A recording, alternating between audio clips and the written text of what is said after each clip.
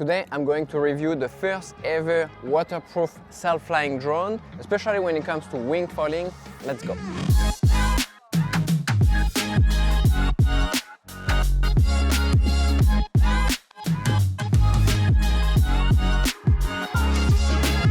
Thanks so much for joining us. Today we are going to review the HOVERAir Aqua, the first ever waterproof self-flying drone.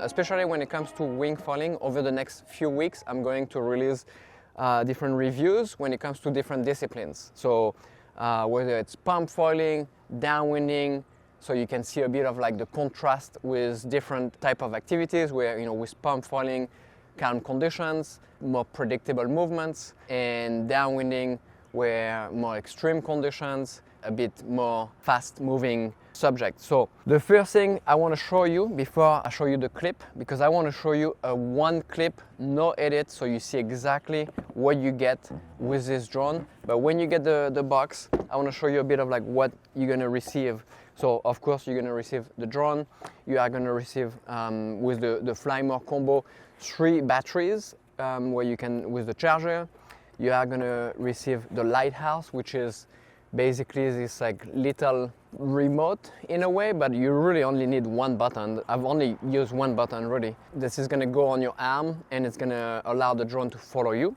And you are going to receive some like little pouch, waterproof pouch for the batteries. So this is what you're going to get. I'm going to show you how I launch it. There's 2 different ways. You can either launch it right from your hand, or you can launch it from the water. So you can pick either way. The one thing I would say is like if you launch it from the water, I was always thinking maybe you would get drops on the lens, and actually 2 things. One, it's actually quite hydrophobic lens, so the drops don't really stick to it, and then with the prop, the air from the prop, it kind of like clears it. So you can launch it from the water, you won't really have any drop on the lens. Let's start playing the clip. I'm going to show you exactly, no cut, no edit, straight out of camera, so you know what you get. For this clip, I set it up, you know, you can adjust the parameters before you fly on the drone, and I had it set up here at like medium distance. You can have it at like close, you can have it at like far, and you're gonna see the movement of the drone. I had it on orbit. You can have several speed on orbit, slow and fast I think, and no orbit. I had it on orbit, so that allows you to get different angles. So essentially the drone is gonna, like you see on this footage, the drone is gonna move around you, and I think slow is a pretty nice speed. If you do pump foiling, you could put it on like faster, but with winging already, when you start going a bit faster, the slow orbit is gonna be better.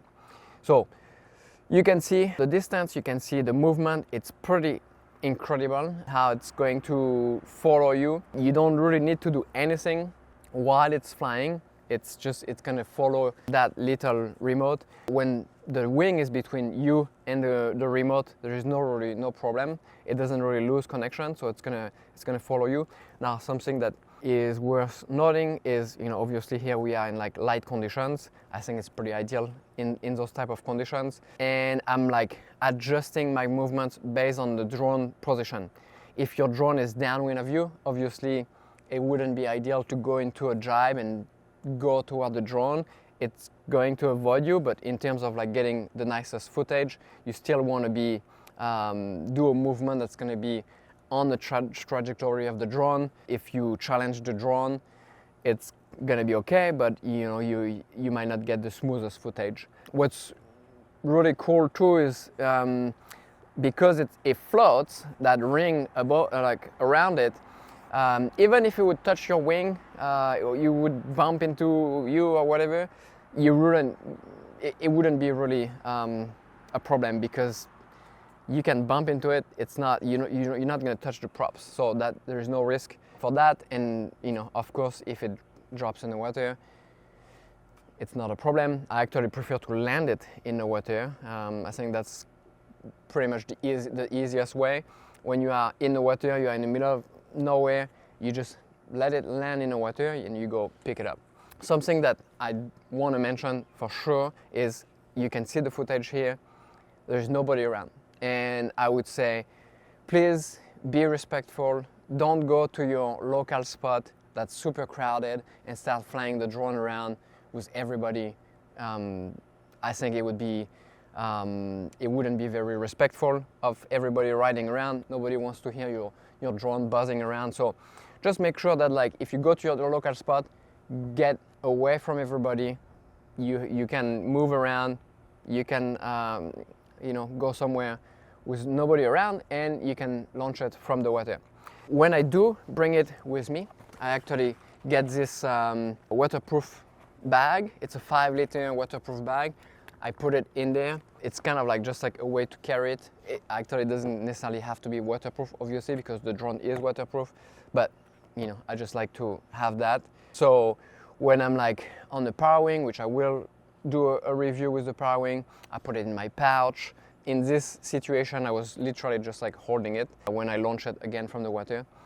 You saw the beginning of the clip. I actually launched it even before I got in the water, but I stopped it just before it was running out of battery to make it land, to make it launch again. In terms of battery life and how long you would be able to get some footage, I would say from my experience, you can get about 10 minutes. It's going to depend, obviously, with how much you make it work. So here it's on orbit, so it has to do extra movements, faster, slower, but also if there is more wind, it's going to have to work harder. In general, I would say 10 minutes is a pretty good expectation to have for the drone. 10 minutes is plenty for me. In 10 minutes, you have time to get all the footage you need. You don't want to start turning your sessions into constantly flying with the drone. So you get the shots, 10 minutes, and then you put it away and then you go enjoy your sessions. To me, it's pretty insane the potential that this is unlocking for anyone that wants to be able to show their friends, their family, what they are doing.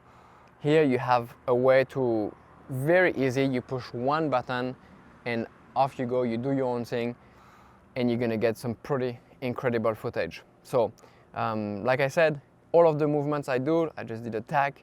I'm always keeping an eye on the drone, knowing that okay, the drone is moving upwind, and I'm gonna try to have some sort of a flow so that I'm moving with the drone. I'm not necessarily moving. It's better to move away from the drone, if anything, but definitely not toward the drone too quick. Otherwise, the drone is gonna have to react very quickly. It's gonna make it not super smooth movement. So anticipate, know where the drone is. Here, I'm looking at the drone.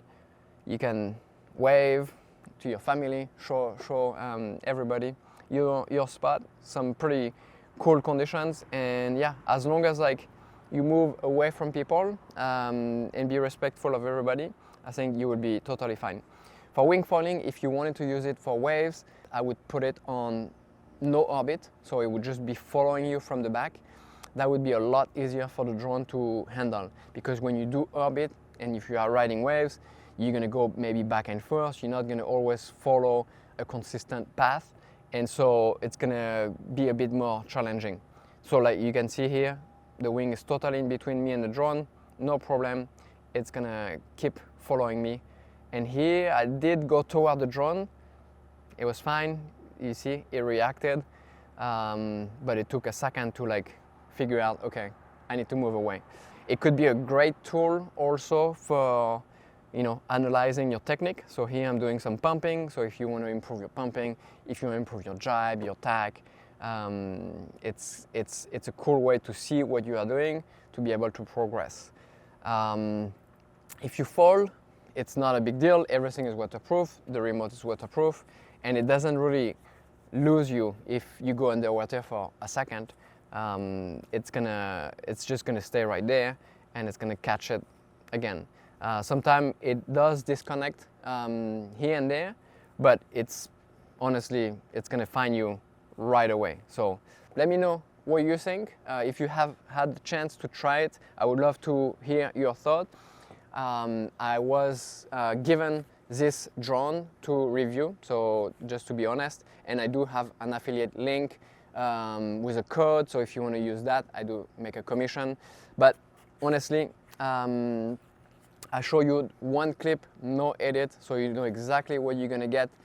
I think it's totally worth it if you wanted to find a way to film your sessions and to progress, to share with your friend and family. I think it's pretty awesome.